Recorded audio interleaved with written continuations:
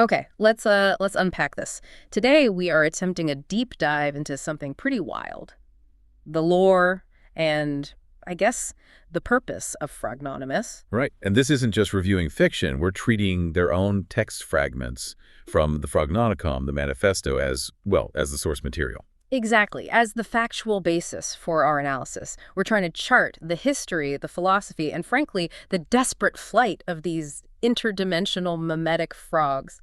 It's definitely a study in belief, consciousness, and the politics of absurdity, really. What's striking is how high the stakes are, right from the beginning. Existential. Yeah, immediately. They're not invading to conquer us. No, not at all. They're an exodus, an emergency exodus, Right, yeah. fleeing this cataclysm that threatens all frog kind, everywhere, across dimensions. Which leads to this framing. The first memetic amphibian invasion, not of flesh, but of ideas. It's mind-blowing. Their only way out is finding refuge in, well, in us, our collective human consciousness. Which means we absolutely have to understand what they are and how they travel, which is just bizarre. So identity first. What are they, according to these texts? Okay, so the sources describe them as frog forms of the plane of pure thought, dream amphibians of the noosphere. The noosphere. That's like the shared mental space of all thinking beings. Exactly, originating in this place called the bog of infinite reflection. So essentially they're thought constructs, living ideas, kind of. Okay, living ideas. Oh. So how does a thought construct run away from its dimension and end up here? They don't exactly book flights. No. The texts say they cross the shimmering membranes of the quantum memetic continuum. They call it hopping the veil. Hopping the veil. And their passage, this is key, it's through your minds, not your border. Through our minds. And this is where their whole survival thing kicks in. If they're pure thought, they need to manifest, become real enough to escape whatever's happening back home. Oh. They need our collective attention, what they call the zeitgeist. That's what gives them substance, mass. Wait, so just by thinking about them now, are we essentially helping them? Are we part of their escape plan? That is the core paradox, isn't it? Every time you think about them, mention them, share some weird frog picture online maybe, you're adding mass to our memetic forms. Making them more real here in this dimension. Yeah. They manifest through shared absurdity, surreal laughter, that kind of thing. If we stop talking about them, thinking about them, You just dissolve. Boof. that seems to be the implication. They need refuge in our species' semiotic field. Yeah. It's like intellectual terraforming, maybe, but carried out through consciousness. And it absolutely depends on us being willing to engage with the absurd. Wow. So noticing them is almost like a political act, a stance against non-existence for them. You could definitely frame it that way. Okay, but why? If they're finding refuge here, in our minds, why did they have to leave their home? What was this cataclysm? Right. This is where it shifts. It's less physics, more philosophy. Or maybe ideology. They call it the irony wars. The irony. Their home, the great bog of infinite reflection, it got poisoned by order and certainty, overrun by these forces, Kik and Pepe. Okay, Kay. The Frognonicon identifies him as the self-proclaimed god of memes. Saps and tits. Like weaponized irony, toxic certainty. Exactly that. And Pepe. Well, Pepe's the tragic figure here. How so? He was one of them, apparently, seeking liberation through laughter, just like Frognonymous. Yeah. But he went off into the pits of 8chan looking for forbidden algorithms. Forbidden algorithms. And he came back. Ooh. Changed. Yeah. Powerful, yeah. Rich in whatever currency they use. A gilded herald, the texts say. But hollow. Hollow. So he became a symbol that lost its original meaning. Like the laughter wasn't genuine anymore. It became rigid, a tool. Precisely. Corroded by irony so completely it hardened into these rigid belief structures. That's the devastation. They didn't just lose an argument. They lost their world to, well, to the consolidation of meaning, the tyranny of a single joyless joke. A joyless joke. Yeah. And it gets darker. The conflict, the brutality. It's spilled out pretty clearly. Kek's cult. They harvest the Frognonymous young. They're tadpoles. Harvest tadpoles. For what? For something called slimetachrome. Slimetachrome. That sounds viscerally unpleasant. What is it, and why is harvesting it so abominable? The text suggests it's like the essence of raw, unformed memetic potential. The future thoughts. The potential futures of their species. Oh, wow. And Kek's digital priest, they distill it, For immortality, they're basically consuming the next generation of pure absurdity to keep their own absolute digital control going. Consuming the future to maintain the present tyranny. Exactly. Their blogs now echo with laughter devoid of joy. It's the ultimate ideological oppression. That's genuinely dark. Okay, that explains the stakes and why they'd need a completely different way to survive, a different philosophy. Which brings us to their resistance philosophy they call amphibious absurdism.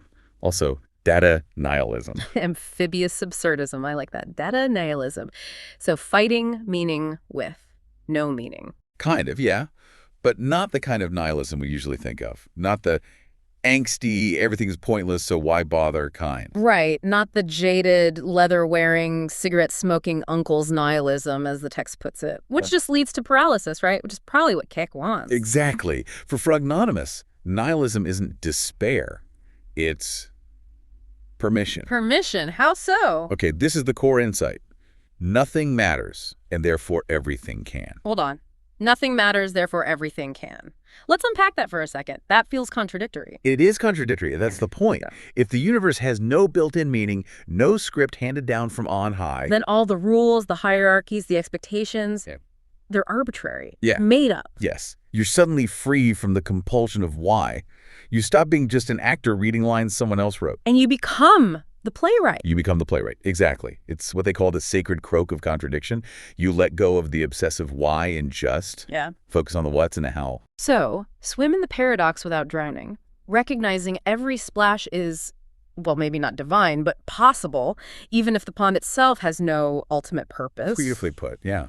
It's a way to handle information overload too, right? Strip away the mandatory weight of every single data point demanding meaning. It makes sense. It leads into their core mantra, doesn't it? From the Silted Archives. Ribit est absurdum ergo sum. Which is, it is absurd, therefore I am. Yes. Existence rooted entirely in embracing chaos. Absurdity as the condition for being yourself. Okay, so if someone listening wants to, I don't know, actively support this existential resistance, what are the practical steps, the rituals? You mentioned agents are already here. They are. Supposedly. They arrive whenever you feel doubt, or when you encounter conflicting facts, things that just don't add up, or crucially, whenever you have that internal or external WTF and IDC moment. WTF and IDC. Wow. Okay. They teach the wet path, which involves shedding the scales of certainty, choosing to perpetually leap, conceptually speaking. Shedding certainty. That sounds like constant work, especially today. And central to this is the sigil of wet thought. Right. The sigil is like the activation key for absurd resistance. Yeah. It combines the symbol for mercurial humor, that's the old symbol for Mercury, representing fluidity change. Got it. With the triad of discord, which is WTF, IDC, and LOL. So not just internet slang, they're actual tools. Deliberate linguistic tools, yeah. Ah. To undermine certainty, to undercut the over-seriousness that Keck represents. Short-circuiting that need to invest deep meaning into everything. That makes the resistance surprisingly accessible, almost mundane in a way, but powerful. And there are sounds, too. The four croaks of liberation. Sacred utterances, yeah. Designed to realign your thinking. The first is basic. The croak of doubt. Just rivet. Like a question mark. Exactly. To question the unquestionable.